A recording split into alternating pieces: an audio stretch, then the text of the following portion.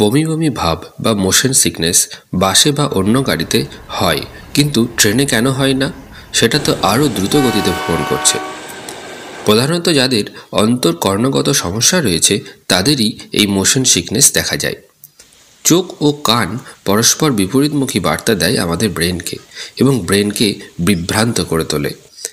Brain বলে যে শরীর থেকে কিছু বিষাক্ত দ্রব্য বের করতে পারলেই শান্তি পাই।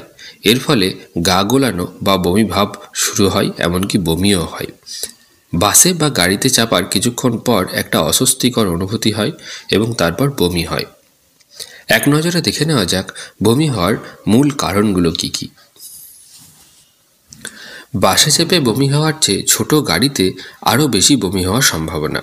বৃত্তাকার পথ থেকে সমভূমি বা উঁচু পাহাড়ি অঞ্চলে যদি আপনি ওঠেন তাহলে বমি আরও বেশি হবে, কারণ সেক্ষেত্রে চোখ ও কানের অস্বস্তির প্রভাব সর্বাধিক।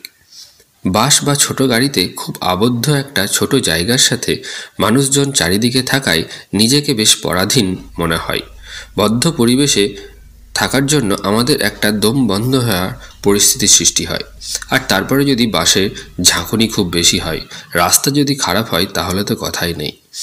ভিড় বাস হলে সাফোকেশন অনেক বেশি হয়। ট্রেনের মতো বড় জানলা দরজা তো বাসে থাকে না, ট্রেনের মতো ফ্যানও বাসে লাগানো থাকে না। অন্যদিকে ট্রেনের বগিগুলো একে অন্যের সঙ্গে লাগানো এবং খোলা দরজা জানলা থাকে, অসংখ্য দরজা জানলা থাকে যেখান দিয়ে বায়ু চলাচল করতে পারে। এইরূপ পরিবেশ আমাদের নিজেকে স্বাধীনভাবে ভাবতে সাহায্য করে। এটাই আমাদের মস্তিষ্কে কাজ করে, তাই আমাদের মোশন সিকনেস থেকে বাঁচায়। ট্রেন বক্রপথে গেলেও সার্বিকভাবে তারা সোজা পথে যায়। কোনো বাম্পার নেই, ঝক্কির কোনো সম্ভাবনা নেই, কোনো ঝাঁকুনি নেই, আশেপাশে গাড়ির ধোঁয়া, বিরক্তিকর গন্ধ নেই। তাতে আমাদের ট্রেনের ভিতরের স্থির বাড়ির মতোই লাগে। এতে মোশন সিকনেস থেকে আমাদের বাঁচায় ব্রেন। গাড়ির গতি খুব পরিবর্তনশীল। বাস চালক যদি খুব রাফলি বাস চালায় বা এমার্জেন্সি ব্রেক কষে, রাস্তায় যদি জ্যাম থাকে, বারবার বাস চালাতে হয় আর থামাতে হয়। কিন্তু ট্রেনের ক্ষেত্রে সেটা হয় না। ট্রেনের স্পিড ধীরে ধীরে বাড়ে, আবার ধীরে ধীরে ব্রেক কষে ট্রেন দাঁড়ায়। এতে মনে হয় যে আমরা যেন স্বাভাবিক পরিবেশে রয়েছি।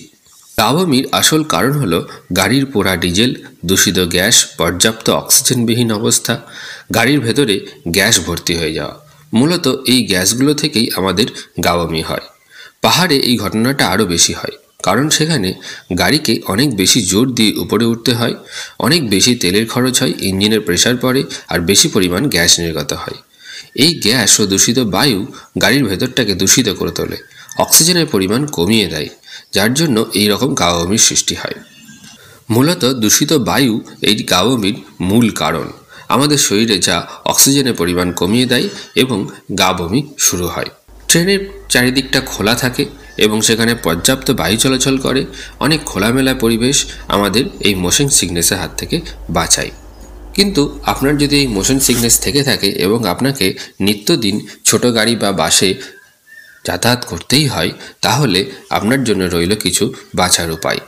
ভালো কোয়ালিটির ব্র্যান্ডেড মাস্ক ব্যবহার করলে এই বমি বমি ভাব কিছুটা কমানো যায়। চেষ্টা করবেন বাস বা ছোট গাড়িতে ভ্রমণের সময় জানলা খুলে রাখতে। বাইরে থেকে বাতাস ঢুকলে গা বমি অনেক কম হয়।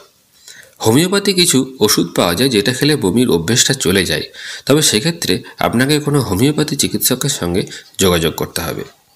অ্যাভোমিন জাতীয় কিছু ওষুধ আছে যেগুলো বাসে ওঠার কিছুক্ষণ আগে যদি আপনি খেয়ে নেন, তাহলে আপনার ঘুম ঘুম ভাব আসবে এবং বাসে উঠেই আপনি ঘুমিয়ে পড়বেন। আপনার আর বমি হবে না। তবে চিকিৎসকের পরামর্শ ছাড়া এই ওষুধ ব্যবহার না করাই ভালো, কারণ দীর্ঘমেয়াদী ক্ষেত্রে এই ওষুধ ব্যবহার করলে পার্শ্ব প্রতিক্রিয়া দেখা দিতে পারে। আজকের ভিডিওটি এই পর্যন্তই। আর আপনি কোন বিষয়ের উপর ভিডিও চান কমেন্টে জানাতে ভুলবেন না। আর রেগুলার এরকম ভিডিও পেতে এখনই চ্যানেলটি সাবস্ক্রাইব করার অনুরোধ রইল। ভিডিওটি দেখার জন্য ধন্যবাদ।